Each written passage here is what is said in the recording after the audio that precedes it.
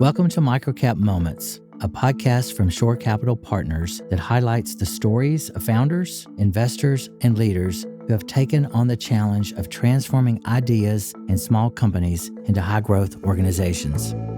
The journey of building and scaling a business takes one down many unexpected paths. It's a journey where we learn from our mistakes, fall down often, but have the entrepreneurial grit to pick ourselves up and persevere. Within this series, we will share these stories of success and failure, of the challenges and the rewards faced by those who dare to dream big. And through their lessons learned, we hope to inspire others who are on a similar journey of becoming, growing, and leading.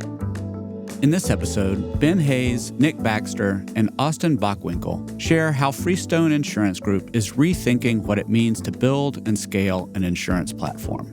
Ben shares his unconventional path from professional golf to founder, and the team's realization that to grow and truly keep the customer at the center would require investing in both talent and technology in ways they weren't sure how to accomplish on their own. They talk about how an unplanned conversation with Ryan Kelly of Shore Capital led to a business and life-changing partnership, even if it wasn't necessarily a partnership they were looking for. They discuss why insurance remains a people-driven industry, what kinds of partners they're looking for to grow their business, and what it takes to scale culture, great service, and an entrepreneurial spirit all at the same time. Welcome, Ben, Nick, and Austin. Thanks for joining me today. To get us started, will you just introduce yourself and say what you do at Freestone? Maybe start with Nick, then Austin, and then Ben. Okay, Nick Baxter. I oversee our property and casualty commercial portion of the business, work closely with our sales team and service team to help deliver a best-in-class, efficient insurance program for our clients, and have been with the firm since late 2020, early 2021 when we opened up, and it's been a wild ride. What about you, Austin? Hey, I'm Austin Bockwinkel, Chief Operating Officer of Freestone. I also head up our M&A advisory practice. I've got a pretty broad view of our business and have my hands in, I think, just about everything. But ultimately, at the end of the day, I'm focused on helping our teammates help our clients and very involved at the moment with client service, really enjoying the role. Hi, my name is Ben Hayes. I'm the founder and CEO of Freestone Insurance Group, based in Scottsdale, Arizona. I'm proud to represent our employees and customers nationally and thrilled to be partnered with Shore Capital and excited to be here today. Ben, will you just start by describing what Freestone does? Sure. Freestone is a full-service consulting, advisory, and brokerage firm helping our corporate customers purchase and effectively execute sophisticated insurance strategies. So give me an example, Ben. If I am a corporate customer, what does that mean to me? How do I work with you? Sure. So all of our corporate customers are thinking critically about insurance and how it relates into their business. And our job is really to assist in the coordination of procuring those products and then implementing and executing a successful strategy so our customers can focus on their core competency, which is their business. And you started Freestone back in 2016. Will you talk a little bit about maybe a background, but also why and how you got this started? Sure. Happy to. Well, I'm a successful failed professional golfer. Golf's been a big part of my life, and originally from Phoenix, Arizona. And the Cliff Note version is I went to school in Los Angeles, played competitive golf in college, and then decided to give it a go professionally. Realized very quickly I was not Tiger Woods and decided to exit gracefully from the ranks of professional golf and entered the corporate working world. Was blessed to have an opportunity to enter into the insurance business with a group that was based in Los Angeles through a relationship that I had. They were kind enough to give me a start, and it was quite literally myself and my cell phone figuring out how to be successful in this space. But it was humble beginnings and learned a lot along the way. Help me understand from the world of golf to the world of insurance. What was it about the insurance market that made you as an entrepreneur or say that's where I want to go or there's an opportunity there? Talk to me a little bit about the market and what you saw. You know, the insurance business is a people business. It's all about relationships. And from a very young age, I was blessed to be around adults and learned how to interact and build relationships with people from diverse backgrounds and different age groups. And, you know, that developed a skill set to me that I really enjoyed getting to know people, learning about what they did. And that opened a lot of doors for me. And so golf was kind of a natural segue into the insurance business in the sense that it's heavily about relationships. And I've been very blessed to meet so many interesting people that have opened a lot of doors for me along the way. And since you started Freestone, and Nick and Austin, you may have some perspective on this, how has the industry evolved or changed in that time? So over the years, we've watched the big box brokers expand their capabilities and resources. And as we compete with them every day, it's forced us to improve and develop our own value proposition to our customers. And again, I think that's part of the genesis of why Shore Capital became really intriguing for Freestone. And our capabilities and resources have allowed us to better serve our customers and go up market where more complex solutions are needed. And to add to that, I'd just suggest that the insurance industry in general is pretty antiquated, and we view that as one of the most significant opportunities that we have going forward. Much like many industries, I think the pace of change from a technology perspective over the next 5 years is going to be dramatic, but we feel like we're very well positioned, particularly with the resources from Shore and our focus to capture that opportunity and move faster because of our size and our interest in investing in the business in those areas. So when you think about it being antiquated, and obviously I don't come from this market, but what does antiquated mean? And just as an example, like something that y'all are approaching differently to kind of move the ball forward, starting or have already delivering. Sure. Yeah. A lot of the work that we do for our clients happens behind the scenes and interfacing directly with insurance companies. And in our chair, negotiating with them, interfacing with them, their processes are very antiquated. So there's just a lot of manual paper pushing, I would call it, and work that needs to happen that is not necessarily accretive to the ultimate outcome. And so we're looking at ways to be more efficient with our adoption of technology, just to eliminate sort of the menial work, have everybody practice at the top of their license. And ultimately, the answer is spend more time consulting and advising and less time processing to get the job done. So, Ben, I'm going to come back to you. You mentioned the partnership with Shore Capital as a founder. What was it that made you start thinking about bringing on a capital partner? And what did that process look like for you? One, what was it that you saw in your business or in the market? And maybe a little bit what you thought a partner could bring that otherwise you weren't sure you could accomplish? Truth be told, we were not looking to really partner with anybody. We didn't know what we didn't know. As we continued to run the business daily, we were having success year over year from a growth perspective. But I think, what started to become clear to me was the needs of our customers were evolving. And as our business continued to grow, and we were having more conversations with customers, what I'll term upmarket, which is, again, larger employers with more sophisticated needs and, maybe more complex risk solutions required. We started bumping up against some resources that we were required to have internally that we didn't have. And, just to strategize on how to evolve our business to meet the needs of our customers, because we had high growth aspirations. We wanted to continue to, build Freestone and what we thought it was capable of. And, that was when I had the opportunity to meet Ryan Kelly organically. We were not as part of a marketing process. We had not really considered any other alternative investors or other relationships in that regard. We just organically had a conversation. And as he started to talk to Ryan about how he would view the future of what Freestone could look like, it became very clear to me that, the resources that Shore could provide, the expertise, the access to knowledge and talent, to me, it made all the sense in the world for where Freestone was at the time. Yeah. I love that because it wasn't that you were actively looking, but something that the conversation with Ryan said sort of opened up a different vision. Do you remember what that was that made you go, oh, well, I hadn't thought about our business going there or going at that speed? Or do you remember what that was? Yeah, I think it was mostly around talent. He said, well, how do you think about this? How do you think about that? And what it really was communicating how we could pull forward some of these expenses into today's environment and hire key people that would help accelerate the growth of our business. Because what ended up happening for me as the CEO of Freestone 1.0, I was trying to do the job of, a number of different executive roles. And it just, at the end of the day, it was an inch deep and a mile wide and really ineffective at any of them. And so for us to be able to pull forward those expenses and recruit incredible people to help lead the business has just made all the difference. And once that sort of conversation started to open up with Ryan, share a little bit about your own critical process. You weren't looking for a financial partner, so it's not like you had a scorecard at that point. What were the things that you were exploring or trying to learn once that conversation kind of piqued your interest as to how you might move forward? And why did Shore end up being the right partner?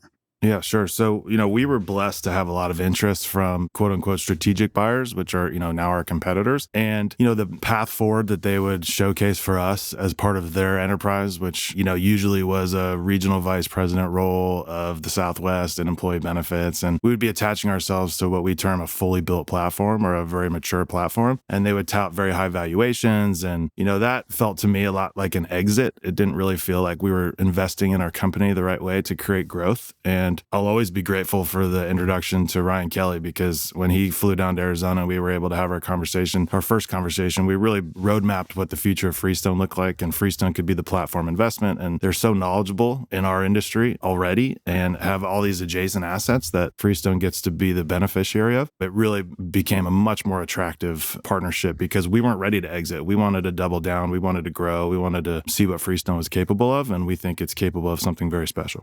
I love that distinction in the conversation between it feeling like an exit and feeling like an investment to the next best version of Freestone. Nick, you were there all along. I'm just curious from your perspective, when this conversation started, what were you thinking? Did you have concerns about private equity and what that meant? Or what did you know about private equity? Just any thoughts as you were next to Ben in all of this process? Yeah, well, I would also add to Ben's point that while we weren't thinking about partnering with anyone, I think we knew we did not want to do the route he was just referencing, like basically exiting to a big box broker. We knew that was not what we wanted to do, but we were having pretty regular conversations about we need to do something, whether that's just internal. So I think the timing of it was pretty perfect. I mean, we were definitely at like a bit of an inflection point of we got to start doing things a little differently, or we're just going to kind of trug along, which we were enjoying, but what was that from your perspective? What was it that you saw that was like, we're doing great, we've got a great business, but we need to do something differently? Walk through that mindset or the things that were on your mind at that point.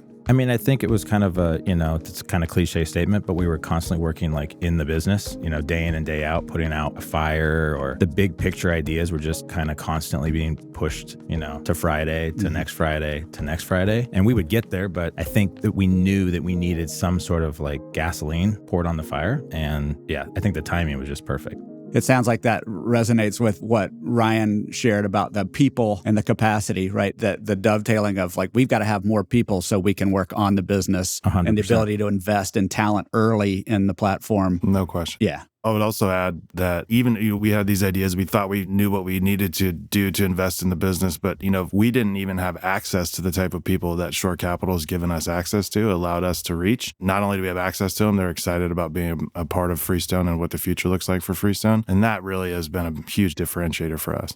But Nick, I do want to come back. Did you have concerns about what this would mean for you or the business? Sure. I mean, I think I knew like high level the term private equity and knew about private equity, and probably had a bit of a not negative opinion, but not like overly optimistic. And, Ben just mentioned the people business aspect of our business. And that's not just true on the outwardly facing to our customers, but internally. And we had spent a lot of time building what we believe to be a great culture of people and fun. And I was concerned that maybe we were letting go of that potentially and putting like unnecessary pressure on our people. And so I had that concern for sure, but none of that has come to fruition at all. Yeah. I think our people actually see us doubling down in a different way and know that we're really in it. And I think it's elevated the culture post our partnership with Shore. Well, that's why I talk to founders and teams all the time about having a conversation about private equity and the story of partnering with Shore to exactly what we're talking about versus what they're going to find if you just leave them to Google what is private equity, because that's a good way to get everybody scared. Sure. And it's quite opposite of Shore's approach to partnering with our founders. Yeah, and I did the Googling. Yeah.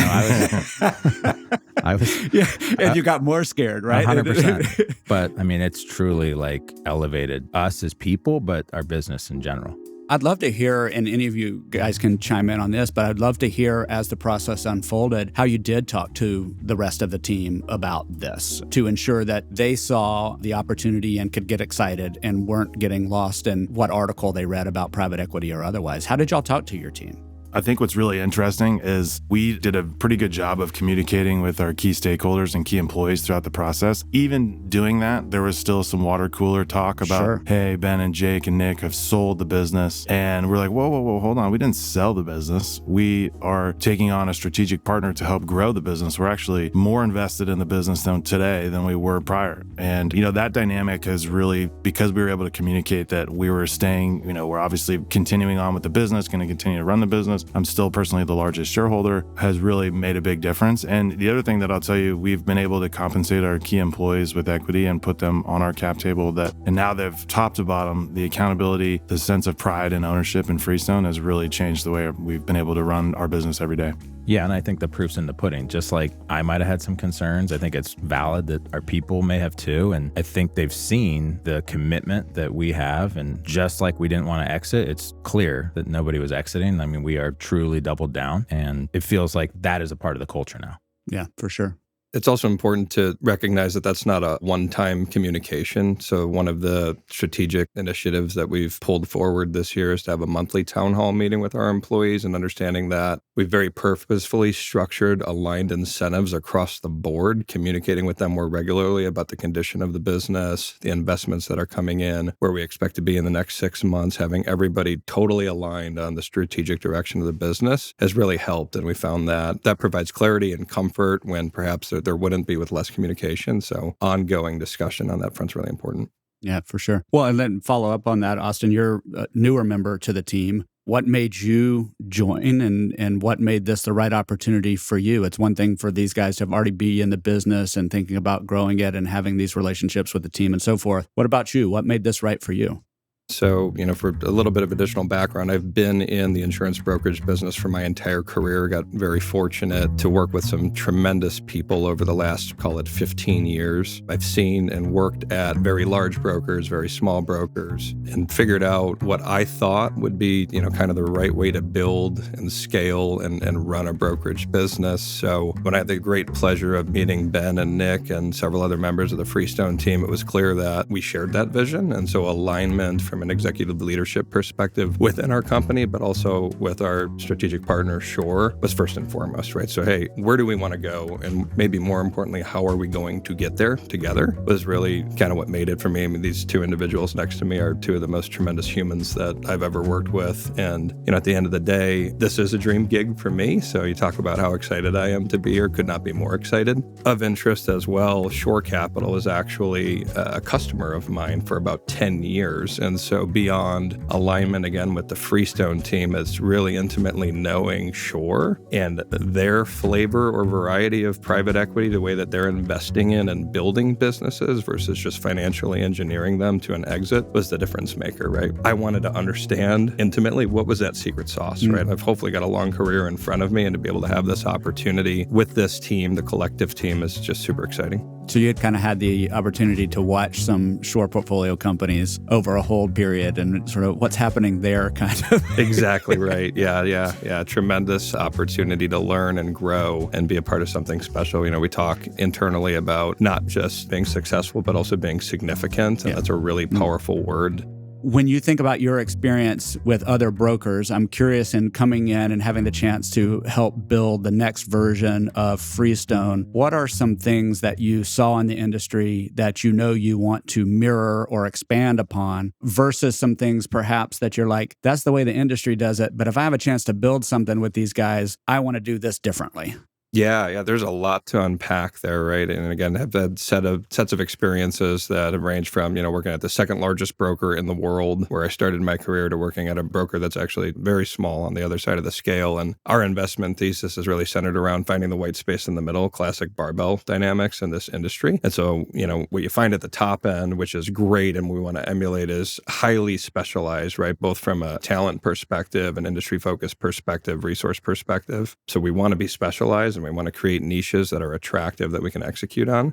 On the smaller end of the barbell, there's an intense focus on always doing right by the customer, always having the customer first, providing more consultation and advisory rather than just transacting, actually building relationships with people. And we've talked about it a lot already, but this is absolutely a people-first business. So for us, it's about building to the sweet spot, which is right in the middle of both of those at the end of the day, where we can have world-class resources, talent, specialization, but do business the right way for our customers, which is on a personal level with the right people and the right teams, always having the best folks, on first base for our clients. So most Shore companies grow, at least in part, through acquisition. And I know you all are looking for acquisitions. Will you talk a little bit about where you are today in terms of the platform and the number of partners, but also what you're looking for that next partner at this stage of the business? What does a good partner look like? But give us a little bit of a sense of who's in the room today, so to speak. Yeah, sure. But then who should be next in the room? So we've been really pleased with the amount of conversations we've been able to have with agency owners and operators and founders that are looking to have the type of discussion that we were looking to have about a year ago. Some organic and some have been led to us just through our market relationships. And, we've been very blessed to have done one acquisition. We're about 7 months into our hold, which is hard to believe, but we've done one acquisition, which is a property casualty firm based in Scottsdale, Arizona. We knew the management team and they liked our story, and made a lot of sense to bring the businesses together. That's been successfully integrated and is going very well. We have a couple of LOIs out in the market today with people that we've been able to build relationships with, one on the property casualty side of the business and one on the employee benefits side of the business. And, I think the common theme is, similar to what we were experiencing as founders and operators prior to our transaction with Shore, was what's next for the business. And I like to say that we're the most attractive growth vehicle in the marketplace because we're early stage, because we're just coming out of the gates, but we're also having success organically growing. I mean, our partnership with Shore and the speed at which we're growing has been really exciting. I think the marketplace has reacted very well to the partnership. And,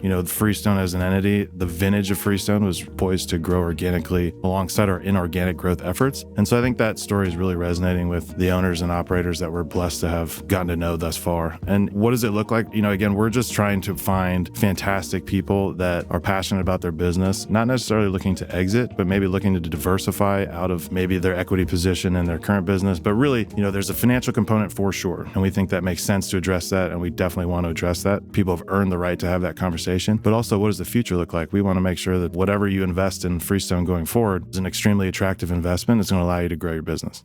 Yeah, I think I would just agree with it. The right people, the perfect match is somebody that's at a position just like we were, sitting there going, we need to do something, but we don't want to exit. And I think that there's plenty of people out there in that position. Yeah. We use the word partner a lot, but I think the way you describe that is why we use the word partner is that you're not looking to be someone's retirement plan immediately. Right. Long-term financial success and upside of being a part of the platform is all there. But like yourselves, you're looking for people who still have a passion for the market and still see opportunity to grow, have subject matter expertise in their particular domain or set of products or otherwise, that's what's going to make the match. Yeah, I mean, again, what's really resonated with these conversations we're having with owners and operators is, boy, I used to be able to grow my business and work on these strategic initiatives, and I used to be able to be out there selling. That's what I love to do, is to create opportunity for my company. But I've been dragged into all of these administrative issues or tasks or responsibilities, and I'm just not at my highest and best use. And our goal is to say, okay, we're going to give you the resources through our partnership to be able to go back to what you enjoy doing and be able to be strategic about your business. Plus, we're going to give you some ideas on how to do that because our cadre of resources is fairly broad. And so we think we can have better discussions, more effective discussions. How can we leverage technology? How can we pull forward that technology advancement? Everybody in our industry is trying to think about, all right, well, what's going to happen here? Yeah. And while we don't have a crystal ball, we do have a lot of resources that are thinking critically on this topic for us. And that's really been a difference maker for us.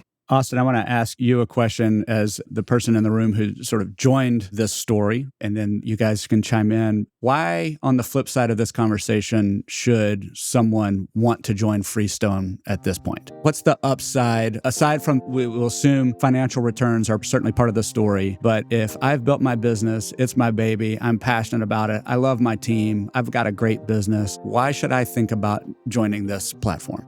Yeah, we'll help you get back to doing what you do best, which is grow and grow organically through the resources that we're providing. That's where the fun is, right? Like, this can be one of the most enjoyable jobs and industries that you can possibly work in, but it is mired by inefficiency, procedural issues, a lot of regulation, right? And we get to take all of that off your plate and help enable organic growth that is not masked by rate increases, like actual real organic growth, and get you back on the street, doing what you love to do, being with your people, and ultimately, I think, providing better results for your clients through the resources that we can provide.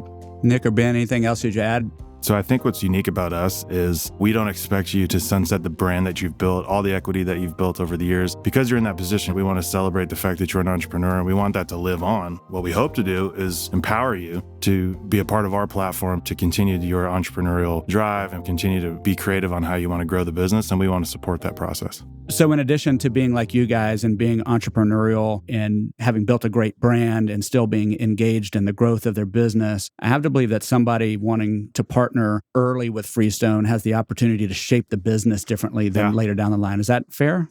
So, I like to say one of the things that I've communicated in a lot of our discussions is that I do think Freestone is the most interesting growth vehicle in the marketplace. And that's for a number of reasons. Obviously, we think the economic value creation is very interesting. We think that should definitely be a part of the story. However, when we were going through this and making this decision, we did not want to quote unquote exit. The idea of being the regional vice president or plugging into a fully built platform really was not overly interesting. What was interesting was being part of, the value creation and driving the directional nature of where Freestone 2.0 could go. And we think it's really interesting for agency owners and operators today to be a part of that story. And there's no doubt that and we've seen this time and again, that there's plenty of conversations happening with the fully built big box platforms. No question you can exit in any direction, but I don't know any regional vice presidents that shape the future of a business. And that's who we're looking for, people that want to make a difference. And as you think about that, there's something that we see a lot across Shore by the nature of investing in microcap businesses. You mentioned the brand. How should I be thinking about legacy? Does joining a platform like this sort of take away that legacy of the brand that I've built, of the team that I've built as an entrepreneur, the people I serve? How do you all think about the legacy of your partners and potential partners? Well, I think it takes a lot of work to build a brand in our business, and we don't want to disrupt that. Our overall thought process on that is we just want to help your business catapult and take the things off your plate that you really don't enjoy doing. To Austin's point, get back in the streets and grow the business. And that does not mean that you give up your name, you give up your culture. That stuff's important, and your clients buy from that. So it's important to maintain that. You address the question of legacy through the lens of your teammates, right? As an owner of a business, I would say that when we're having conversations with founders, that comes up 100% of the time. Hey, what does this mean for my people? They've been with me for 20 years. They've been with me for 30 years. The answer to that's really simple. Through the growth that we're all experiencing and that we'll experience together, incredible opportunities come out of that, right? Learning, development, training, promotions, financial outcomes that are miles beyond what would, happen in a vacuum if a transaction like this didn't happen. And so when I think about legacy, it's about how am I taking care of my people at the end of the day, making their lives better. And I think we provide a really great mechanism for doing that. So Ben, just as a follow-up, and Nick, from your perspective as well, as you think about your partnership with Shore and that whole process, if you could go back and do that again, what did you learn or what would you have done differently that maybe you're taking forward in your partnerships as part of Freestone? Yeah, one thing I'd always like to communicate, we were very blessed to have great representation. So we felt very, very confident in the terms of the agreement and the relationship and the back and forth that we were having with Shore. I'd like to give Shore some credit through that process. They've always did exactly what they said they were going to do. And we were able to have very open, very transparent, very direct dialogue about what the partnership would look like. If I could go back and change one thing, I would maybe speed up the process a little bit because, we were very excited about the partnership, but I think we could have maybe accelerated some of the synergies that were going to take place post-close in advance of closing because we had made the decision that we were going to move forward and there were some T's and C's that we had to work through, but that was actually a pleasant process. Nobody's trying to win in those arrangements. It's about, they were always trying to give us a fair price for what we had built. And then, we had thought very critically about what that would look like pre-LOI. So the LOI was a pretty advanced document that set some very clear expectations. And then we felt very confident in our representation and we started to really model out what the partnership was going to look like post-close. So we were able to hit the ground running, but I would have maybe spent a little more time on what the post-close process was going to look like and what we were going to do right out of the gates. We've mentioned it before, we weren't necessarily looking for a partner. So when it came time to actually start providing, due diligence documents, maybe we were a little bit behind in that. You don't know what you don't know necessarily. And honestly, there was moments where I thought, if we don't do this deal, this has been a good exercise for us to look inward on our business anyway, but I would have liked to speed that up too.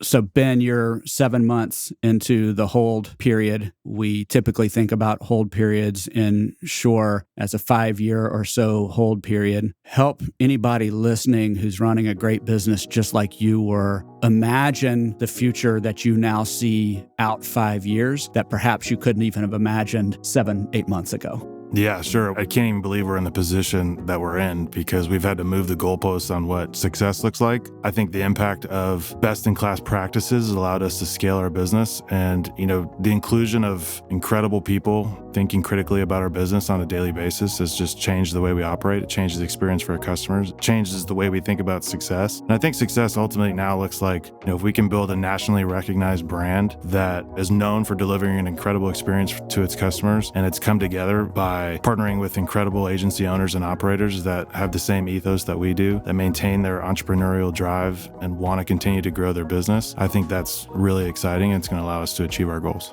Yeah, and just to add to that, our business, to Ben's point, has changed drastically in the last 7-8 months or whatever it's been. And the people we've added, the culture we've maintained, and I think added to, we continually get people reaching out to us, both sales, service people, administrative people, wanting to be a part of the group. And I envision in 5 years that's going to continue, and we're going to be a place where the best and brightest talent in our industry want to be a part of. And that's a really exciting thing.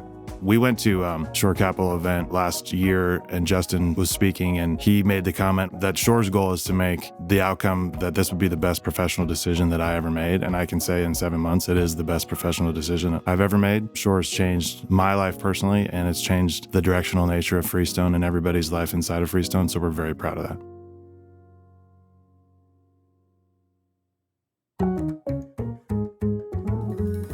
If you enjoyed this episode, check out our other Microcap Moments episodes at www.shorecp.university/podcasts or anywhere you get your podcasts. Here you will also find our Bigger, Stronger, Faster, and Everyday Heroes series, each highlighting the people and stories that make investing in the lower middle market unique. This podcast was produced by Shore Capital Partners and recorded in the Andrew Malone Podcast Studio, with story and narration by Anderson Williams, recording by Austin Johnson, editing by Real Audiobooks, sound design, mixing, and mastering by Mark Galloop of Real Audiobooks. Special thanks to Ben Hayes, Nick Baxter, and Austin Bockwinkel. This podcast is the property of Shore Capital Partners, LLC. None of the content herein is investment advice, an offer of investment advisory services, nor a recommendation or offer relating to any security. See the Terms of Use page on the Shore Capital website for other important information.